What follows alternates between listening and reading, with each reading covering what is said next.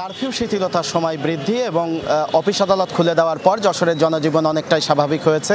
আপনারা দেখছেন যে সকাল থেকেই যশোরের রাস্তাঘাট একেবারেই স্বাভাবিক হয়েছে, যান চলাচলও স্বাভাবিক হয়েছে। কিন্তু আমি আছি যশোর মনিহার বাস স্ট্যান্ডে, এখান থেকে দূরপাল্লার গাড়ি মূলত ছেড়ে যায়। আমরা এখানে এসে যেটা জানতে পেরেছি যে সকাল থেকে খুব কম সংখ্যক গাড়ি এখান থেকে ছেড়ে গেছে। বিশেষ করে যশোর থেকে ঢাকাগামী গাড়ির সংখ্যা একেবারেই কম। যাত্রী কম হওয়ার কারণেই তারা মূলত ছাড়ছেন না এবং তারা মনে করছেন যে যাত্রীদের মধ্য থেকে এখনও আতঙ্ক কাটেনি, সেই কারণেই যাত্রীরা ঢাকাগামী বাসে সেইভাবে প্যাসেঞ্জার পাওয়া যাচ্ছে না।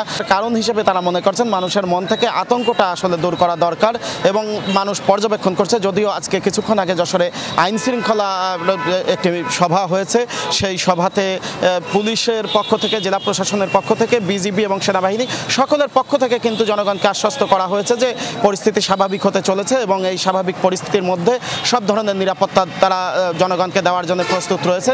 নির্বিঘ্নে চলাচলের জন্য তারা মানুষকে বলেছেন।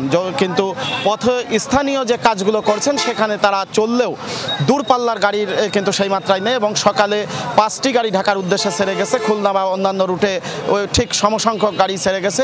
সন্ধ্যায়ও যদি যাত্রী হয় আরও কিছু গাড়ি ছেড়ে যাবে বলে পরিবহন সেক্টরের লোকজন জানাচ্ছেন। ঢাকাগামী গাড়ি নিয়ে এটাই ছিল এখানকার সর্বশেষ খবর। নগদের কাছে সব গ্রাহকই প্রিয়, তাই তো সারা দেশে ক্যাশ আউট চার্জ সবচেয়ে কম।